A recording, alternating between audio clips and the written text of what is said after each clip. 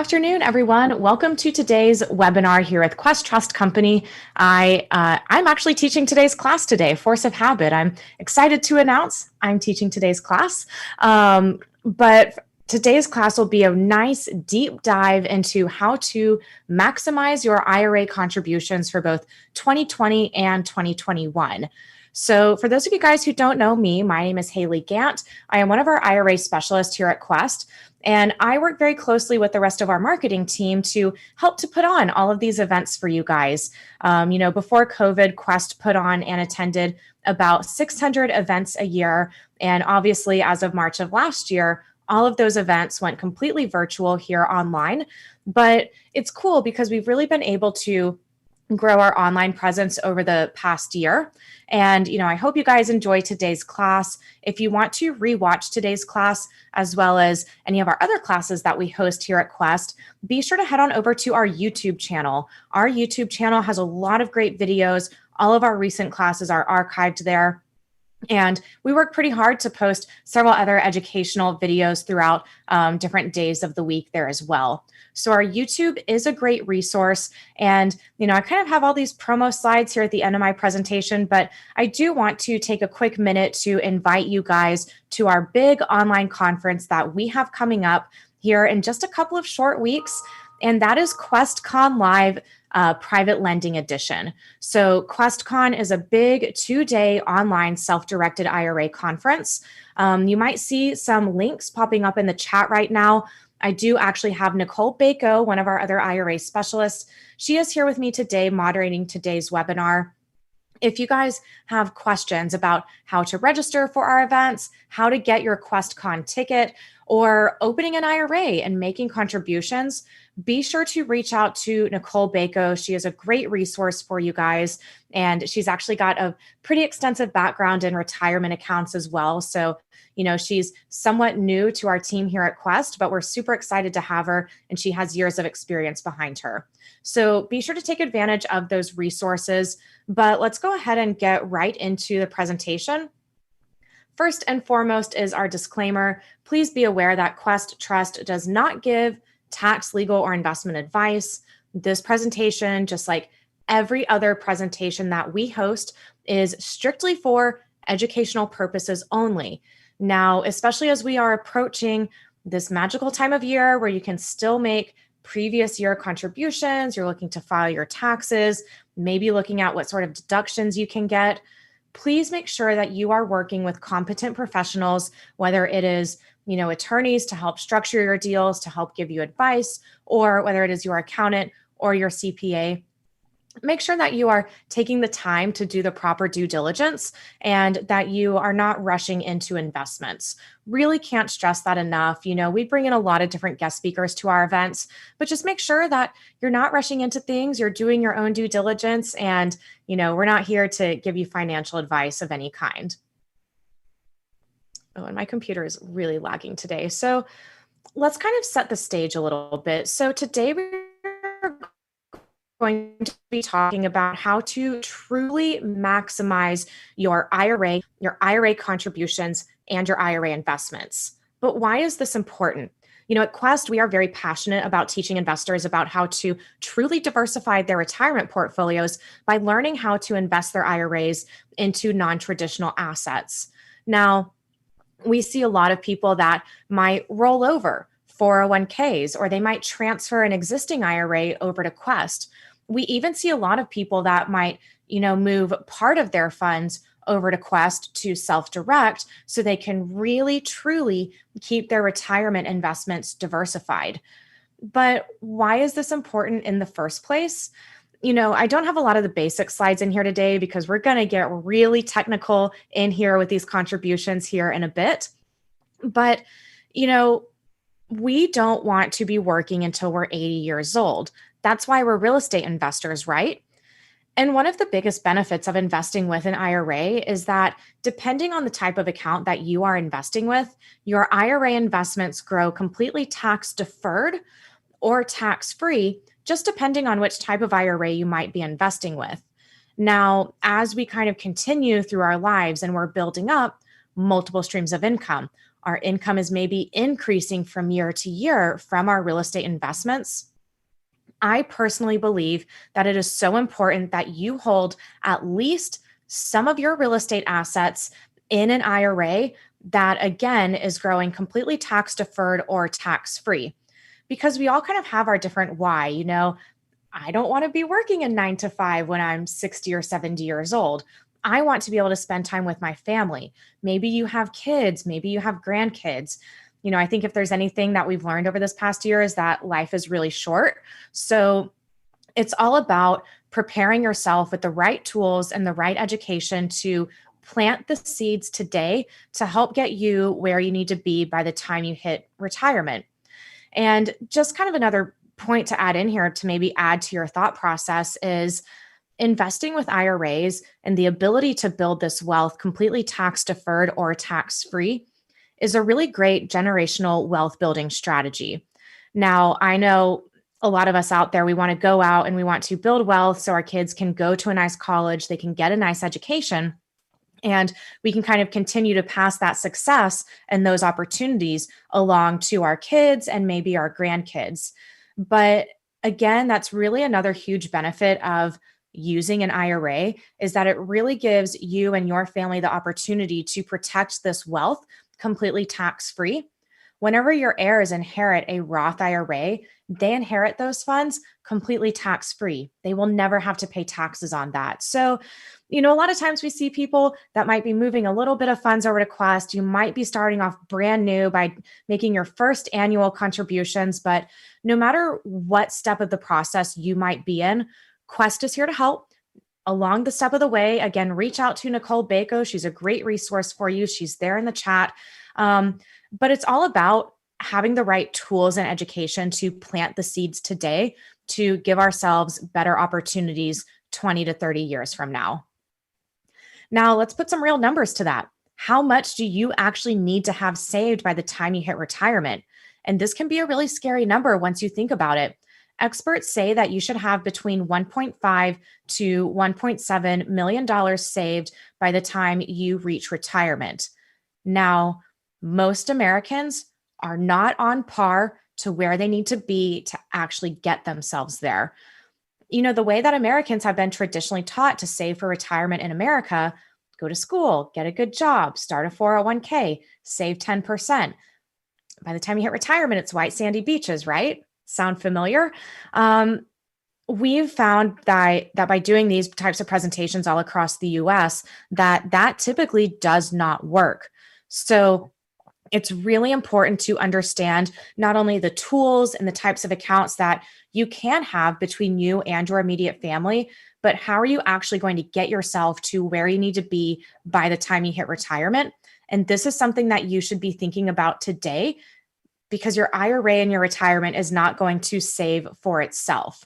So I hope that through today's presentation, guys, we are going to get very technical. We are going to go deep into each of the 7 different types of accounts, their contribution limits, the benefits, maybe the pros and cons of each type of account, and how you can use multiple IRAs between you and your immediate family to grow multiple buckets of money, tax deferred or tax free.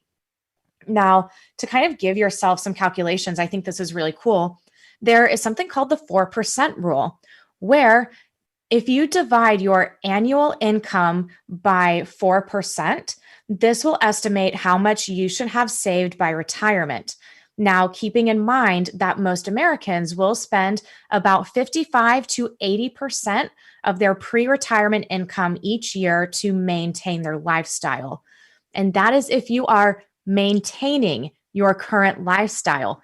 Not if you're going out, traveling, buying all the nice things, maybe sending your kids through school, really giving them a leg up and an opportunity there.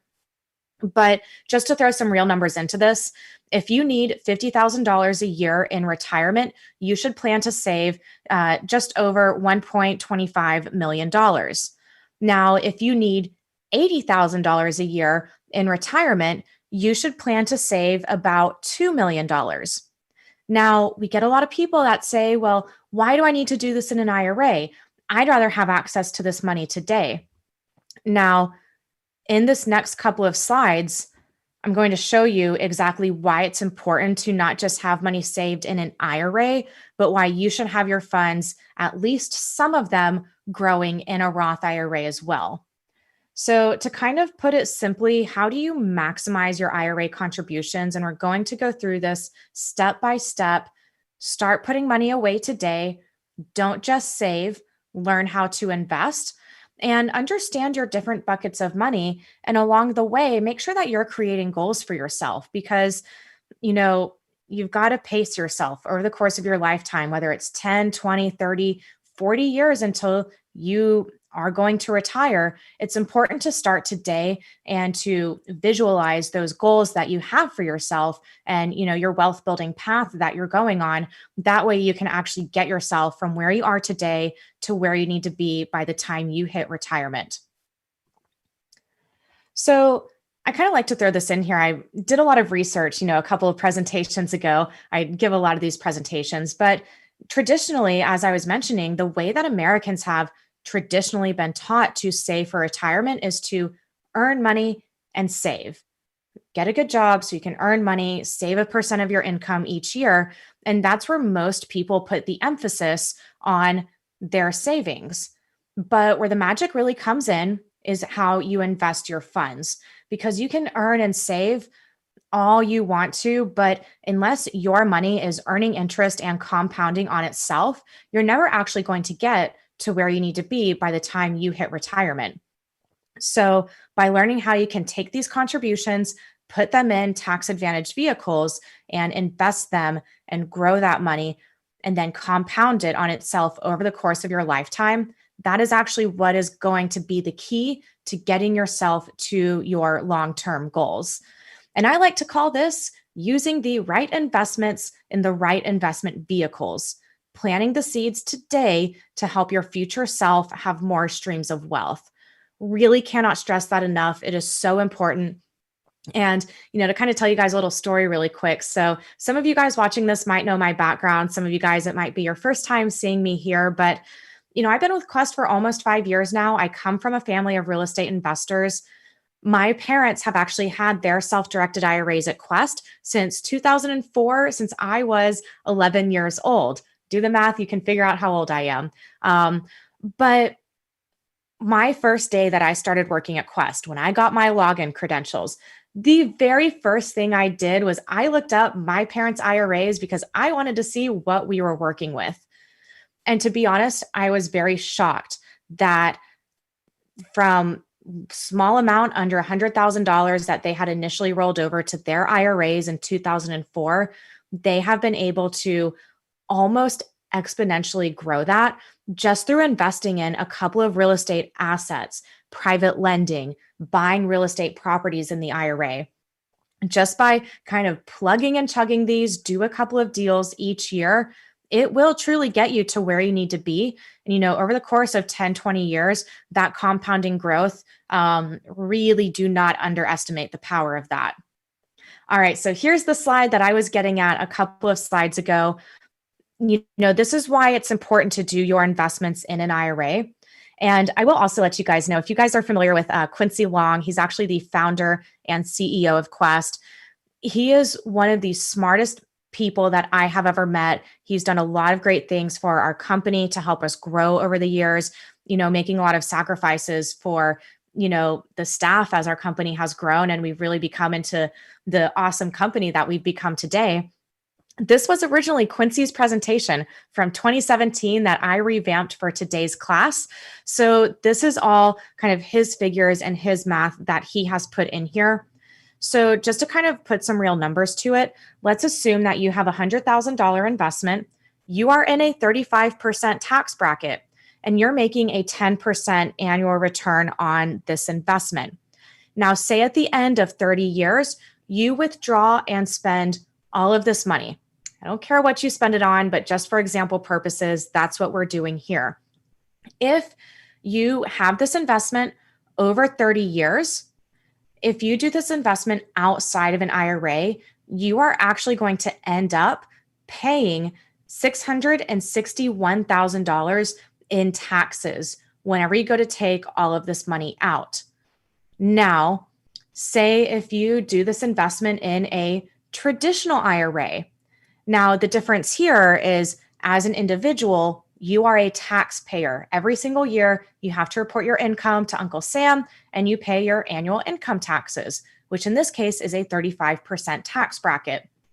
Now, let's say instead you do this investment in a traditional IRA, which over the course of your lifetime, as your traditional IRA grows, that growth and that income to your IRA is reported totally separately than your own personal income taxes each year. So at the end of this 30 years, you'll actually have just over $1.7 million. But again, that money hasn't actually been taxed yet. So you've got to deduct that $610,000 in taxes that isn't actually your money because that account has been growing tax deferred. None of that money has been taxed yet. So at the end of the day, you will have a little bit more than you originally did. You'll have just over $1.1 million, but you're still losing $600,000 back to Uncle Sam.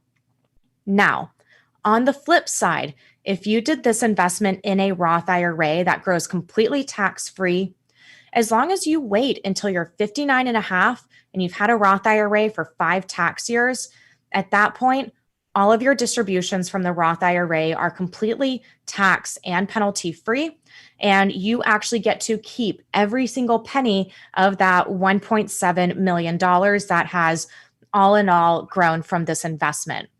So, we get a lot of people that say, well, I want to take depreciation. I want to take the tax deductions on my investments. And you know what?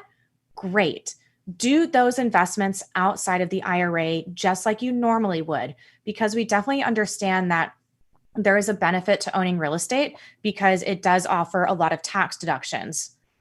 But in addition to that, you should also be doing at least some of your investments in an IRA, and even better if you're doing them in a Roth IRA, because as you can see, over the course of 30 years, it makes a huge difference in the amount of money that you actually get to keep at the end of the day.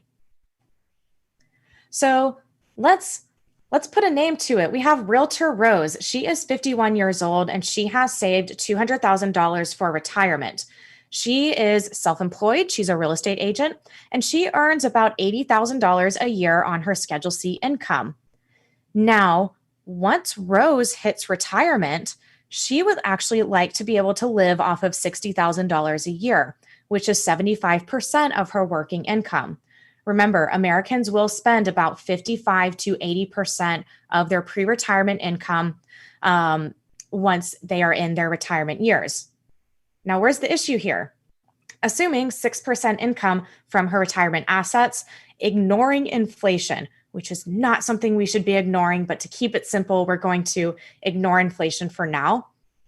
Rose actually needs to have over $1 million in retirement assets when she retires in 15 years. And right now she only has 200,000. Is this sounding familiar to any of you guys out there? Because, we see this all day, every day. This means that Rose's retirement savings must grow at a rate of more than $53,000 a year, including the gains from her investments and her contributions. Now, I don't know about you guys, but I am not an expert in the stock market. I could never make these types of returns in an IRA from having my IRA invested into stocks or by letting a financial advisor dictate where my money is invested.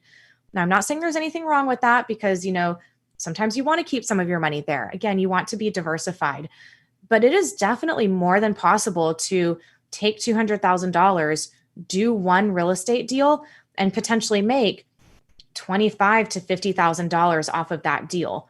Rinse and repeat, keep doing that.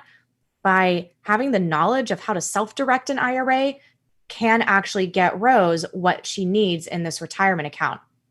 So, what are her options? She could work longer. It's not what I want to do. She could rely on Social Security. I don't know about you guys, but at my age, I am not going to rely on something that I don't know what the state of it is going to be in 30 years from now. or she can increase her savings. She can increase her returns in her retirement account, and she can increase her yield from her assets. Now, Quincy, I love you. I had to edit this slide a little bit. The very first bullet point originally on here was Rose's choices include dying sooner. Felt like I should maybe take that out. But, the reality of it is most Americans are living longer these days. And that's definitely something that you need to keep in account as you are saving for retirement. So that's just to kind of set the stage a little bit, add some numbers into why this is important. Now, how do we actually get ourselves there? It all comes down to understanding the key foundations, which is the types of accounts that can be self-directed. Because you can't self-direct it, you can't grow it unless you know what type of account you should be investing with. Now, we break this down into 3 different categories. This includes the personal plans, which are the traditional IRAs and the Roth IRAs. Also, if you are self-employed, you have some great opportunities here with these employer plans to make much larger contributions to your IRA each year. And last but not least, we do have the specialty plans, which, just as it sounds, they fit special needs. So not only can you self-direct, the personal plans and the employer plans to help you save for retirement, but you also have the ability to self-direct a health savings account and a Coverdell education savings account. And what's really awesome about these accounts is that the money can be used today, completely tax-free, without any penalties, to pay for your qualified health expenses for you and possibly your family as well, and your children or your grandchildren's qualified educational expenses anywhere from kindergarten up until age 30. So if we haven't gotten technical enough for you guys yet, we are about to just get a little bit more technical. We are going to deep dive into these different types of accounts. And, first going to start out with the Roth IRA, then traditional, then the employer plans. So if you guys have questions, let us know. Let me peep in the chat really quick. It doesn't look like I have any questions so far, but Nicole, if we get any questions that are relevant to what I'm talking about, feel free to interrupt me and ask that. If it's a question that is not quite relevant, we'll save it to the end and we will definitely get to them, so don't worry.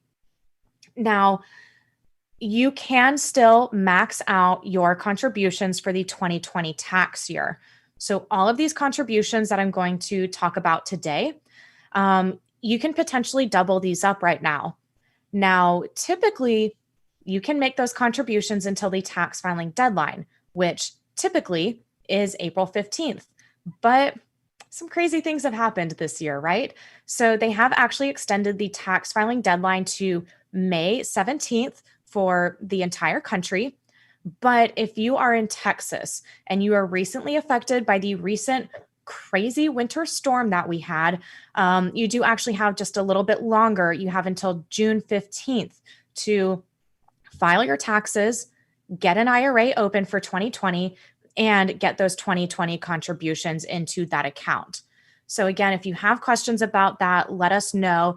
I will let you guys know, because I know this is a long presentation. We do actually have a promotion going on right now through the end of this month, where every $100 that you contribute to your IRA at Quest, you will get an entry to potentially win a $200 Airbnb gift card. The idea behind this promotion was that you can beat the tax filing rush, you can get your contributions in before the end of March, and then they extended the tax filing deadline, so now you can just really beat the rush. But for every $100 that you contribute, you'll get an entry to win. And, hopefully you can start planning your next getaway as, things start to open back up and hopefully get back to normal here in the next couple of months. So which account is right for me? Which account is right for Realtor Rose? How do we know? First and foremost, every American out there should have a Roth IRA. Now, previously, before 2010, if you were a high income earner, which is kind of what these phase out limits here at the bottom of the screen, if you were a high income earner before 2010, you flat out could not have a Roth IRA. Now, in today's world, everyone can have a Roth IRA, but if you are a high income earner, you might not be eligible to make a direct contribution to a Roth IRA, but there's something that, we're going to talk about a little bit today, and that is called a Roth conversion. Roth conversions are a fantastic tool to either get around that the income phase out limit. If your income is over that limit and you're not able to make a contribution to a Roth IRA, you can simply make a contribution to a traditional IRA first and then just do a Roth conversion, convert it over to a Roth. Now, we also see a lot of other people do Roth conversions of their existing IRAs or maybe their existing 401ks once they leave that employer. But Roth conversions are a very great tool to take money from a traditional IRA that's growing tax deferred, that once you hit retirement and you start to take that money out, you're going to have to pay taxes on it.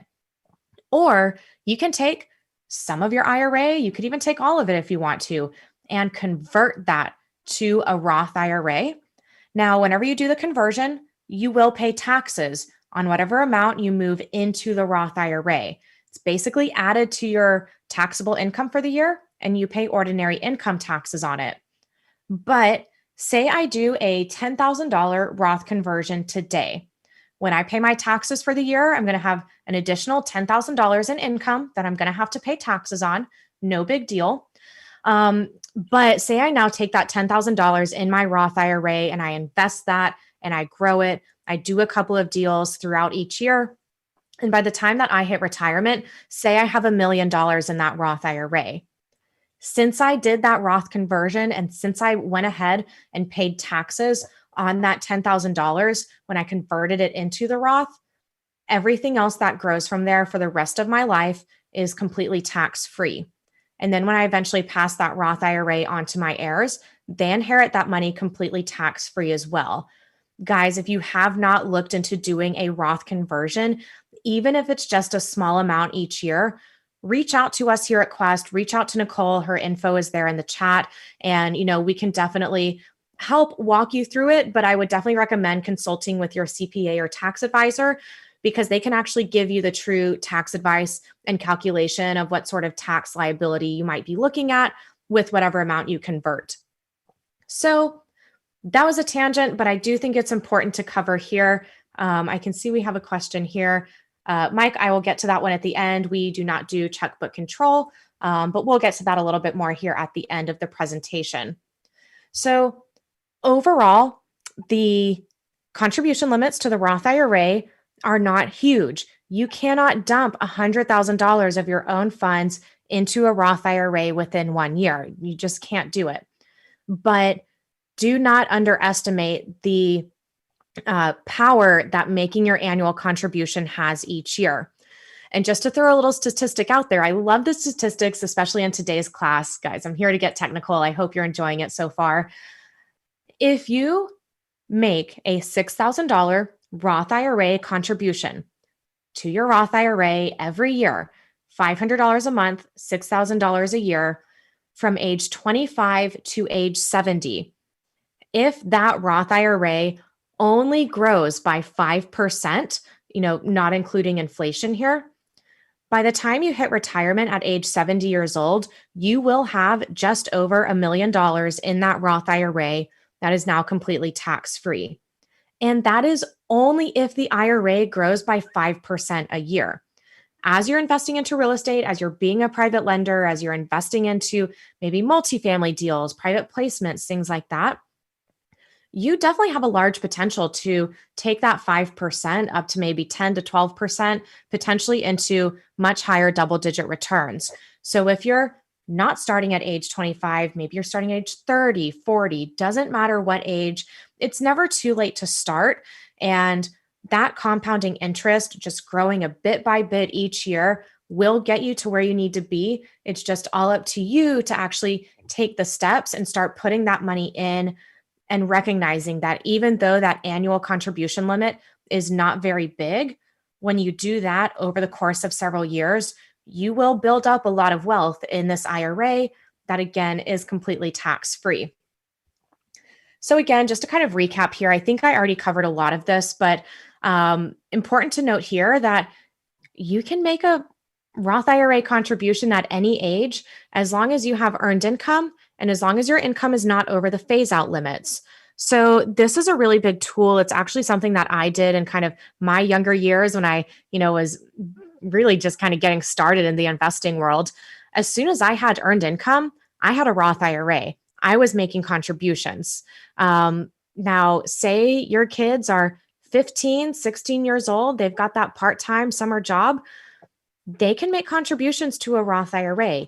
Even better, you can make Roth IRA contributions to their Roth IRA on their behalf. If they're under the age of 18, you as the legal guardian can still control the account, kind of things like that. But we see a lot of savvy investors that partner multiple IRAs together on their deals.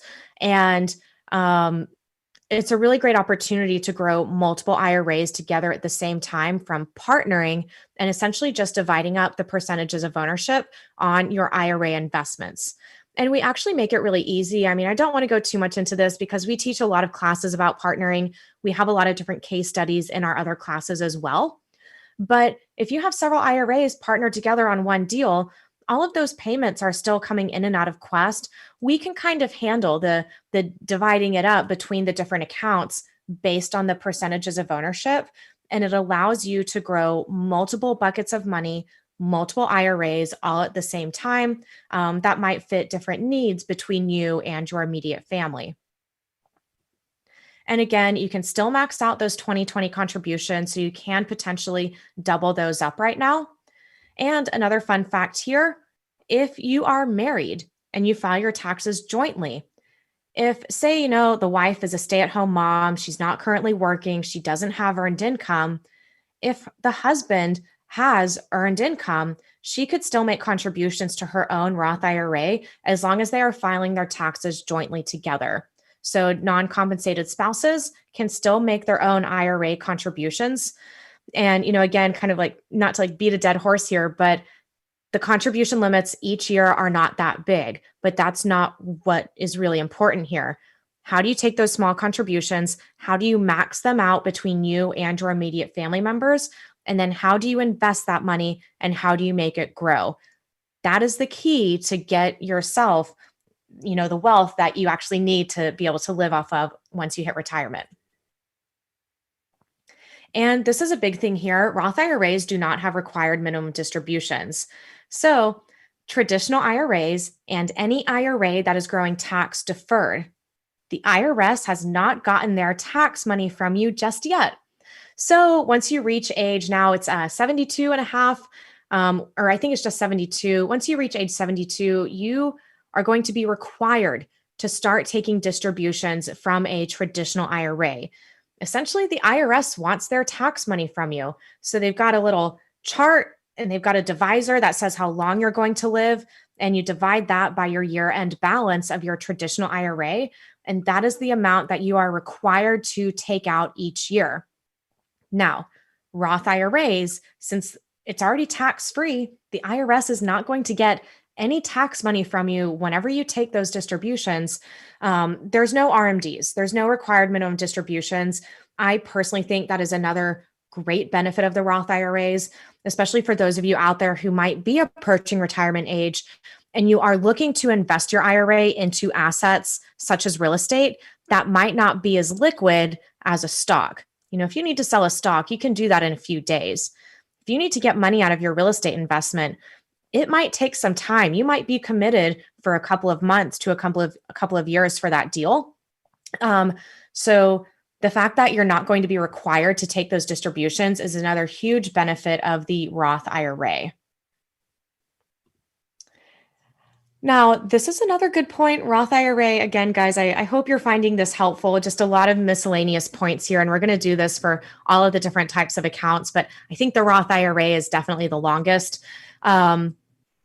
Your contributions from your Roth IRA, say if you're maxing out that $6,000 every single year, since it is your after-tax dollars that you initially contribute to your Roth IRA, you can actually take out your contributions at any time without any taxes or any penalties. Now, this is a lovely little thing called ordering rules, where anytime you go to take a distribution from your Roth IRA, this is only for Roth IRAs, the money is always going to come out in a certain order.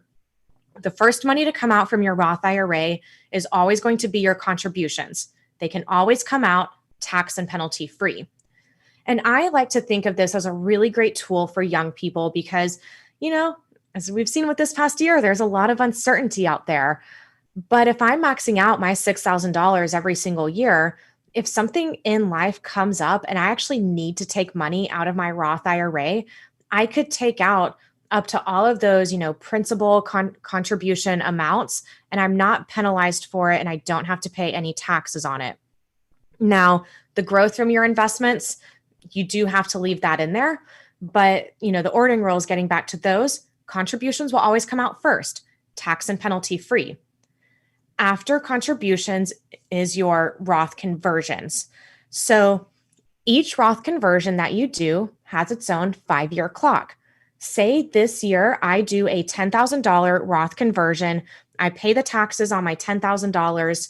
So once I've converted that over to the Roth, I will never be double taxed on that. I've already paid the taxes on it.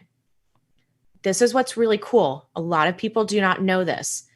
After 5 tax years, that converted amount, that $10,000, is essentially treated as a contribution at that point, and you can now take it out without any taxes or any penalties, even if you are nowhere near 59 and a half.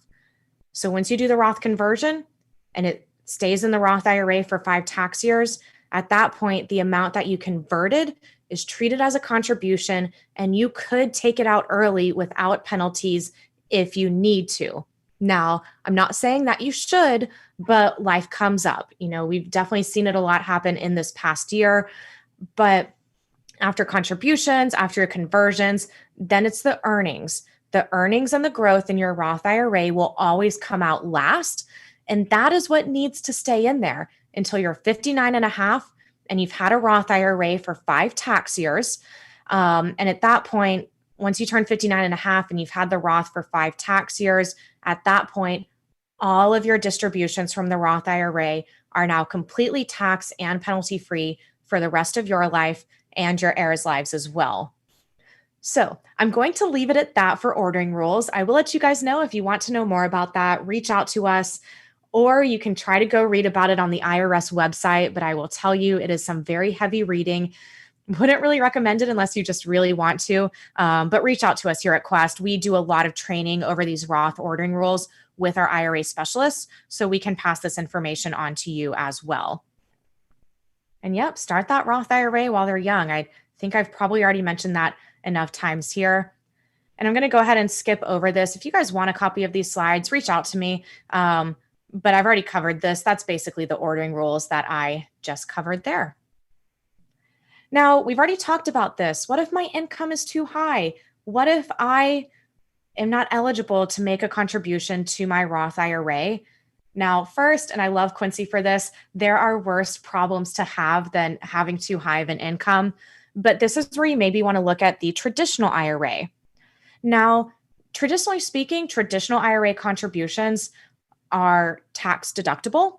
You can get a tax deduction on a traditional IRA contribution, whereas a Roth IRA contribution is not tax deductible, but that's what allows it to grow tax-free. Now, traditional IRA contribution limits are the same as the Roth IRA. They are included under the same umbrella of personal plans. So overall, between your traditional and Roth IRAs for the year, you cannot exceed that $6,000 annual contribution limit. And remember, contributions are what you take from your own personal funds and put into the IRA. Growth and earnings, conversions, there's no cap on that. It's just what you take from your own personal income and your own personal funds and put into the IRA. That is what is capped at those yearly contribution limits. But typically speaking, traditional IRA contributions are tax deductible. But if your income is over those phase out limits and you're covered on your employer's 401k plan, you may not be eligible for the tax deduction. So gets really complicated, basis after tax contributions in a traditional IRA can become involved, but I we don't need to go into all of that today. Give us a call if you have questions about that. We see a lot of people make traditional IRA contributions with the specific intention to convert it over to the Roth IRA because they are not eligible to make that Roth IRA contribution. And, most of the employer plans out there, your 401ks, your 403bs, your teachers' retirement plans, the thrift savings plans, you name it, most of those employer plans are growing tax deferred, just like a traditional IRA. So whenever you leave a job, whenever you have your 401k and you're ready to roll that over, 9 times out of 10, that account will roll over directly into a traditional IRA without any tax implications. So, there's not really a taxable event just to move your funds into an IRA from your employer plan. But once your funds are rolled over into a traditional IRA, at that point in time, that's when you should be asking yourself, do I want to convert any of this money to a Roth IRA? Now, to make it cleaner, you typically go from a 401k, you roll it over into a traditional IRA first. Then in-house at Quest, we can do that Roth conversion for you. It's a 1-page additional form that you fill out. But it's not required to move your funds, into the Roth IRA if you're rolling over from that employer plan. But it's definitely an option that you do have and that everyone should be exploring. Especially in this past year, I know a lot of people have lost their jobs, they've left their jobs, they had decreased income, decreased working hours. For a lot of us, this past year might have been a lower income year. If you are in a lower income year where you might not be in as high of a tax bracket, it might make sense to do a Roth conversion in that year because you're in a lower tax bracket. But again, reach out to us. We actually have a class specifically over Roth conversions, and I've already covered that. The contribution limits between the traditional IRA and the Roth IRA are under the same umbrella. So just be sure to keep that in mind. And yeah, already touched on that. Those contributions are generally tax deductible. If you're just really looking for a way to get that tax deduction, talk to your CPA, make sure you qualify for it. But there's no upper income limit on the ability to make a contribution to a traditional IRA. And same rules as Roth IRAs, the non-working spouses. But this is important. This is a big difference here. Traditional IRAs do have required minimum distributions. Once you reach age 72 and a half, you are going to be required to take out RMDs. Now, this is a new rule that has recently changed. It used to be if you were over 70 and a half, you were not eligible to make a contribution to a traditional IRA anymore. They did take that away with the Secure Act that passed here recently. So anyone at any age can make a contribution to a traditional IRA and a Roth IRA as well. Those rules have always been like that, but they did recently change that just a little bit for the traditional IRA. All right, guys. So I hope you're having fun with this. I know it's a really technical class, but this is probably the best class to really go through these contributions one by one. So I hope that you guys are finding value in it. Now, in addition to the personal plans, since Rose, bringing it back to Rose Realtor, since she is self-employed, she does have options to make larger contributions to either a SEP IRA, a simple IRA, or a solo 401k plan. Now, there's not a lot of information in this presentation about simple IRAs. They are common out there. They're not quite as common to be self-directed, to be completely honest. So these next couple of slides will focus more on the accounts that we see people self-directing a little bit more often, which is the SEP IRA and then the solo 401k. Now, the SEP IRA is basically a glorified traditional IRA. Contributions, if you have self-employment income, really important, you have to pay yourself self-employment income to be eligible to make a SEP IRA contribution. But SEP IRA contributions are tax deductible. There's no income limit on the ability to get this tax deduction.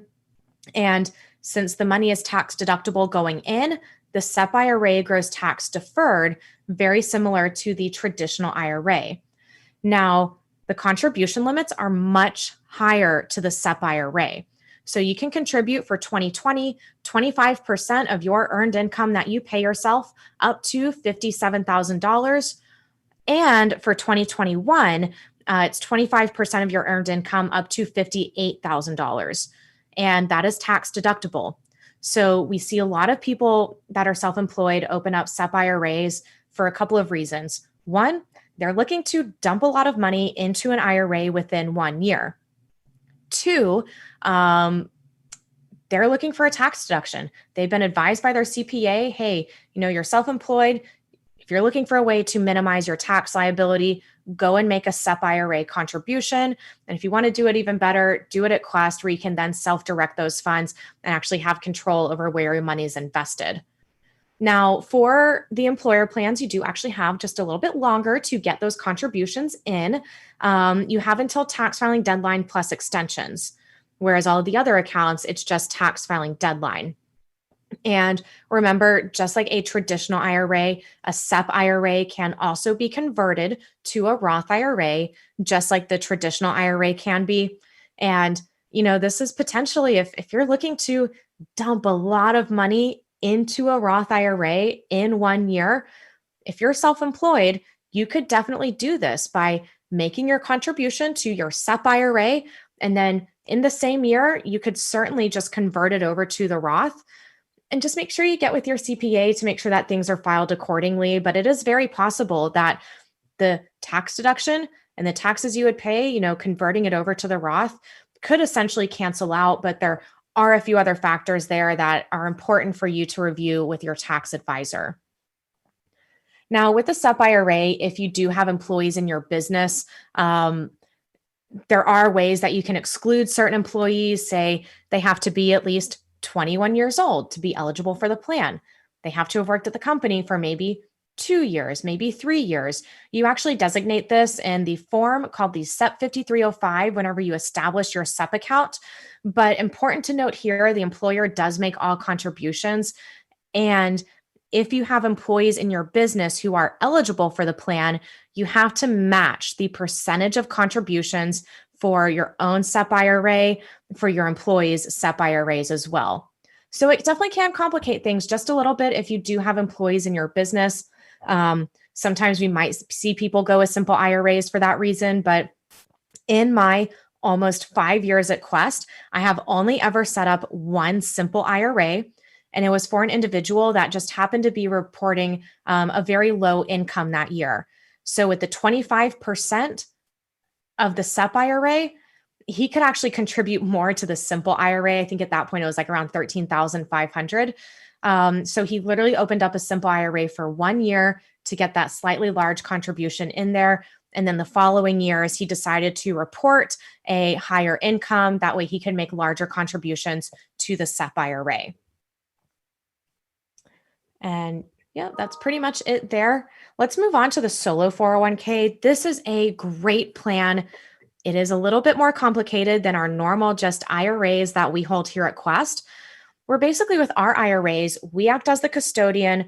When you need to fund an investment, all the paperwork goes through Quest. You upload it to the client portal. We fund a deal 24 to 48 hours, but we process all the paperwork. We do the annual IRS reporting.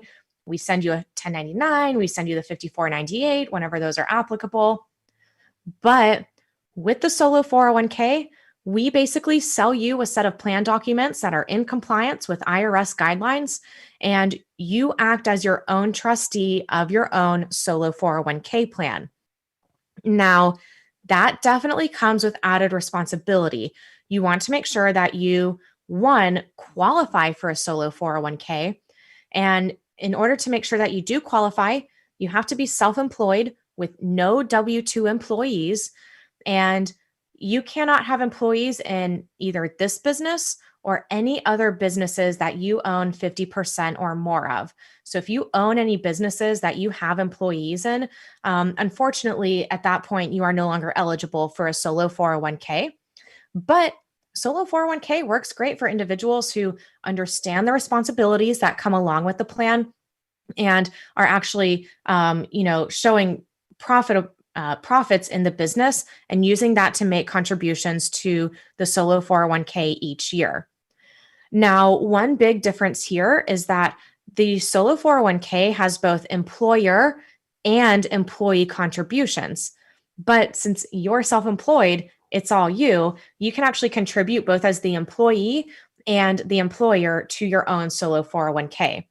Now, the employee salary deferral for 2020 and 2021 can be up to $19,500. And this can actually be a dollar for dollar match from your income.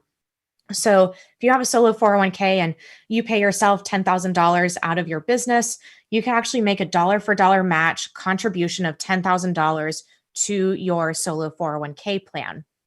Now, if there are additional profits in the business, you can contribute total up to the same $57,000 for 2020 and $58,000 for 2021. Now, one key difference here is that if you are looking to make previous year contributions for a solo 401k, you would have actually needed to establish the solo 401k by December 31st, whereas all of the other IRAs, you could establish an IRA today, write us a check, write on there that it's a 2020 contribution, and then that will have basically opened up your IRA for 2020 last year. So you can backdate those, but solo 401k plans do have to be established by December 31st of the year in which you're establishing the plan. There's a catch-up contribution. If you're over the age of 50, you can contribute an additional $6,500 on top of the total $58,000 for this plan. And that's kind of what it's reflecting here on this slide. The employer contributions, often called the profit sharing, if there are additional profits in the business beyond those employee contributions that you've made, you can do a match of 25% up to $57,000 or $58,000 if you're doing it for 2021. And again, on top of that, you get that $6,500 catch up if you're over the age of 50. So, all things considered, depending on how much you pay yourself, the solo 401k could potentially be the account that you can contribute the highest amounts to, but it really just depends on how much responsibility do you want to take on. We see a lot of people maybe start with a SEP IRA first, and then once you kind of get established, once you've done your research, you understand how these plans work, and you understand the rules for disqualified people and prohibited transactions. A lot of times we might see people kind of graduate in a couple of years to their own solo 401k plan. And at that point, you can roll any of those traditional IRA, previous 401k, or SEP IRA funds into a solo 401k. The only types of funds that you cannot roll into a solo 401k are existing Roth IRA funds. So you still want to keep your Roth IRA, kind of separate from that, but you can have a Roth component within your solo 401k. You would just have to either make the contributions as after tax dollars as the employee contribution, or within your solo 401k plan, you can actually do a conversion within the plan. But just remember, this is one of the many reasons why it's so important to make sure that your bookkeeping and your record keeping is really on point and has everything good to go, because there's a lot of different intricacies involved with the kind of different buckets of money that are all included within this one solo 401k plan. But wait, there's more. We need the picture of Billy Mays here, whatever his name was. We're through the IRAs. You guys made it through the IRA portion of this presentation now, but you also do have the health savings account and the Coverdell education savings account. Now, the health savings account can be used to pay for any qualified medical expenses for you and potentially your immediate family if they are covered on your health plan as well. Contributions to HSAs are tax deductible, and distributions come out tax-free. It is the only account that you get the benefit on both ends. When you make the contribution, it's tax deductible. You can invest it, you can self-direct it, you can grow the account, and the distributions come out free to either pay for your qualified medical expenses, or say if you've maybe spent a few years investing and growing your HSA and you've been paying for your health expenses out of pocket, as long as the HSA is in place at the time that a health expense occurs, you can come back at any point, months or even years in the future, and take a tax-free distribution to reimburse yourself for those medical expenses that you've been paying for out of pocket. Nathan Long, actually Quincy's brother, and currently serves as the president of our company. He has a really awesome story of how he bought a $30,000 airplane engine with his HSA account, completely tax-free. Now, an airplane engine, I don't fly airplanes. Nathan is very into them. He could tell you all about that if you ever catch him in a conversation. But that's clearly not a qualified medical expense, right? But what he did was he was smart enough to realize kind of how to work these rules, and he had his HSA in place. He was investing it, he was growing it, and his wife at the time actually needed some pretty complex like dental surgery to the tune of like $20,000 to $30,000 for this dental reconstructive surgery. So they ended up paying for that out of pocket. And about 5 years later, Nathan said, you know what? I want to reimburse myself for this medical expense that I paid for out of pocket, took a $30,000 distribution from his HSA, completely tax-free, and bought an airplane engine with it. But you could do anything. You could buy a car. You could send your kids to college. You could, go on vacation. I know we're all itching to get back out there, but I think you guys get the point with that. The HSA is one of the most valuable accounts that we have because it's the only account where you get the tax benefit doubled on both ends. And, you can reimburse yourself at any time tax-free to reimburse yourself for those qualified medical expenses. Now, there are a few qualifications that you have to meet in order to be eligible to make contributions to a health savings account. The main one that will typically determine if most people are eligible or not is that you have to have a high deductible health plan. And this is actually the way that your health plan will be classified as a HDHP or a high deductible health plan. You also cannot be on Medicare and you cannot be a dependent on someone else's taxes.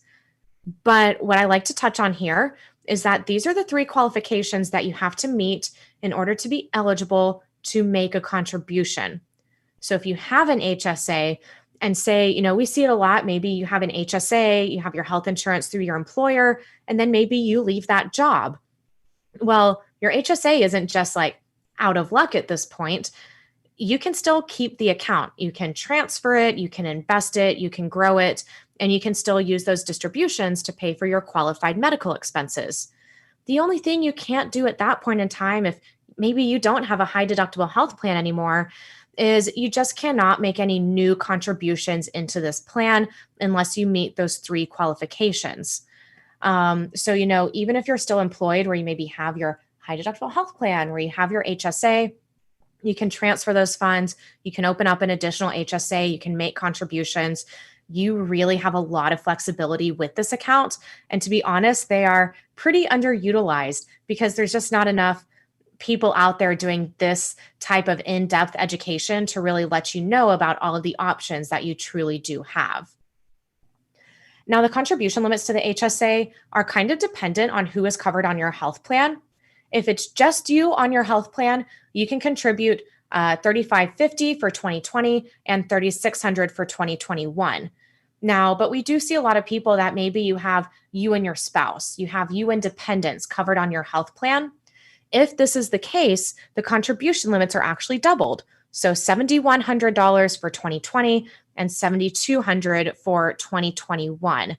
Now, if your health plan, if your high deductible health plan covers you, your spouse, maybe you, spouse, and dependents, this is when you can now use your HSA to also not only pay for your health expenses tax-free, but to pay for your dependents' expenses completely tax-free as well.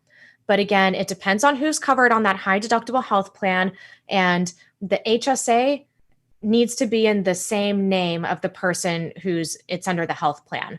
So if I'm married, me and my husband, I have the high deductible health plan. He does not. He's a dependent on my plan. I would need to have the HSA in place in my name. But since he's a dependent, good old husbands be independents, I can still pay for his health expenses with my HSA.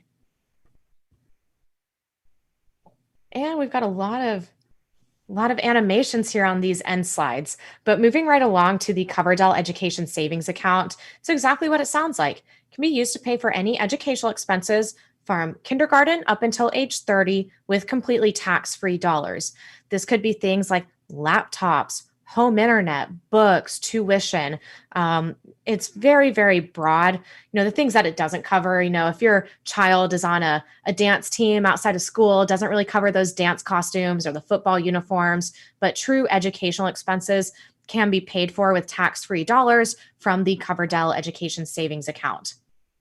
Now, overall, these accounts, kind of like the HSAs, are pretty underutilized because the contribution limits are not that large. It's $2,000 per child per year until they reach the age of 18. Once they turn 18, you can continue to invest and grow the account and use it for their qualified educational expenses, but you just can no longer make any new contributions. And to be completely honest, most people that we see, if they have a Coverdell, they don't just have the Coverdell, or they don't just have the HSA. A lot of times people will have these specialty plans in place in addition to the IRAs that they are self-directing with us, because it's really great to partner them in on the investments, have it own a small percentage. And now, instead of having to wait until you're 59 and a half, you can actually access whatever chunks of money might be in your HSA or in your Coverdell to pay for some of those expenses that you're incurring today with tax-free dollars. Now, there is an income limit on the contributor for the Coverdell, but if you're over the income limit and you're looking to open up a Coverdell for your children, just have your brother, have your friend or someone be the contributor on the account. Pretty easy way to get around that. And once the child turns 30, or if they maybe go get some scholarships or things like that, a really cool thing about the Coverdells is that they can actually be transferred to another beneficiary to use for their qualified educational expenses, and there are no penalties to do that. All right, y'all, we made it through. I hope you enjoyed this presentation, but don't leave yet. I do want to walk you guys through just some of the different educational resources that we offer here at Quest. As I was mentioning in the beginning, this is just one of many classes that we host. They are all recorded and archived on our YouTube channel. You can find a lot of information on our Education Center online. And I personally host a really fun event. It is our virtual networking happy hour. It is twice a month on the first and third Wednesday of every single month. The next one is Wednesday, April 7th at 6:30 p.m. I'd love to see you there. Nicole Bako is there in the chat. I'm sure she's probably putting some links in there for you guys. But this is a fun event. You get to actually network with about 50 other investors from across the US, and everyone gets about a minute to introduce themselves to the group. And then after all of the introductions are done, we kind of open it up for conversations at the end. So if you're a new investor looking to connect with people, if you've got IRA money that's sitting on the sidelines right now, maybe looking to connect with other investors, this is a really great event. It's really created an awesome little network and community. We get a lot of new people that join us at every single happy hour, but we get a lot of attendees that are experts in their field that join us at every happy hour as well. So I would love to see you there. And I would also love to see you at QuestCon Live. This is a full 2-day online conference. I think I was mentioning this in the beginning because I know we've always got a few people that drop off before the end, but if you use the promo code Haley30, it will get you 30% off your QuestCon ticket. Nicole Bako, that's here in the chat, has a link to the Eventbrite page that will actually automatically apply that 30% off discount for you.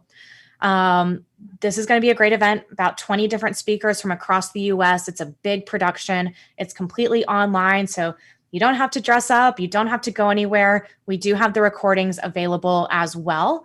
But be sure to get your tickets for that event. Check out the agenda. I think we've officially announced the agenda. We're kind of tweaking and finalizing it, and it should officially be in the event pages in a couple of days if it's not there already. But really high value event. Tickets are not that expensive. And And we put a lot of work into putting on these 2-day productions for you guys. Hopefully we're able to get back in person soon, but I hope to see you guys at this event of QuestCon. And it's definitely one of our best, highest value events that you can get in that 2 days. And here's that promotion that we have for contributions. Reach out to Nicole Bako. Get your contributions in before the end of the month, and you will be entered to win a $200 Airbnb gift card. So you can maybe start planning your next giveaway. For every $100 you contribute, you will get an entry to win. We will be pulling a report by the end of the month. But if you have questions about how this works, just let us know. And today is March 30th, so you've got 2 days left to get those contributions into us. Today is also the last couple of days that we are doubling the rewards for new referrals to Quest.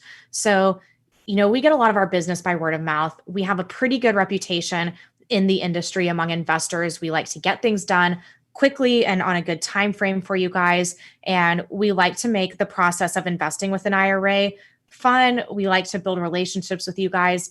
And I think that's something that has really set us apart in the industry from a lot of our competitors. Now, that being said, be sure to share this information with your friends. Through the end of this month, we are doubling the rewards. So if you refer someone to Quest and they open up their account and they put your name on the application, they have to put this promo code as well. You will each get a $50 credit. But even at the end of this month, after the next 2 days, the referral program will go back to normal and you'll each get a $25 credit. So it'll still be running. This has gotten a lot of activity, but if you guys can go out there, share this information with your friends, especially as real estate is really picking up, it's really booming. A lot of people are really looking for different ways that they can grow their IRAs and actually have the money grow by something that's going to keep up with more than inflation. Go out there and share this information with your friends, send them our way if they have questions, and let them know about the happy hours and the different educational resources that we offer as well. Now, here's how to get a hold of us. It's very easy to get a hold of us at Quest. I'm sure Nicole has probably done a great job at putting all of our contact information there in the chat. But that's all I've got for you guys. Let me pull up the chat here really quick. I can see a couple of questions here. It looks like Nicole has gotten most of them answered. Nicole, are there any questions that I haven't gotten answered here yet? I think we might have one in the Q&A. No. We just had one, Haley, about checkbook control here at Quest Trust Company. I put a lot of text in the answered section of the Q&A that you can see, but just a general question, do we have checkbook control here at Quest? Mm-hmm. That's a great question. I can see your replies here and great responses. We do not. So we do not hold checkbook control. We think that it is very important that if your IRA is invested into an LLC, that you or anyone who is disqualified to your IRA is not acting as the managing member of that LLC. So at Quest, our processes are very fast, 24 to 48 hours. So you don't necessarily need the checkbook control, and it can really save you a lot of headaches down the road because there are a lot of people that have, unfortunately gotten themselves into prohibited transactions with those accounts. And, it's just something we prefer to stay a little bit more conservative. A lot of the IRS attorneys that we work with do not like checkbook control either. So there's a lot of information out there on checkbook control, but we do not offer it at Quest, not really something that we will be offering. But if you have more questions, Mike, just reach out to us and we'll be more than happy to answer them for you. And kind of on that note, we've still got, several of you guys online here, kind of on that note with the processing times. On April 1st, we are officially rolling out the QTC Investment Hub, which will be a brand new feature through the online client portal where you can upload your investment documents and upload the direction of investment information directly online to the portal. And you can send messages to your transaction specialist that's funding your deal and see status updates in real time. So it's really automating the process of funding investments with your IRA. We are really excited for it. It officially rolls out this week. And it's a really great way to get your investments funded quickly and to be able to do it all online. If you guys have seen the Domino's pizza tracker where you can see so-and-so has left the store, your pizza's in the oven, your investment is funding, Kathleen is reviewing your investment. That's exactly what it is. It's basically the QTC investment tracker. We're super excited about it, and it's an awesome feature, and I hope all of you guys really enjoyed that. But that is all that I have for you guys. I hope that y'all found this class helpful. If you did, let me know in the chat. I know it's a heavy topic sometimes, talking about contributions and the accounts that in depth, but it is so important to understand the types of accounts that you can make contributions to and how you can actually make them grow. And never underestimate the power of the seeds that you are planting today are really going to make a big difference in your long-term wealth building strategy 20 to 30 years from now. So thank you guys for joining us. I hope to see you in our next webinars, and I hope to see you at QuestCon Live here coming up in a couple of weeks. And that's all I've got for you. Y'all have a fantastic day. See you later.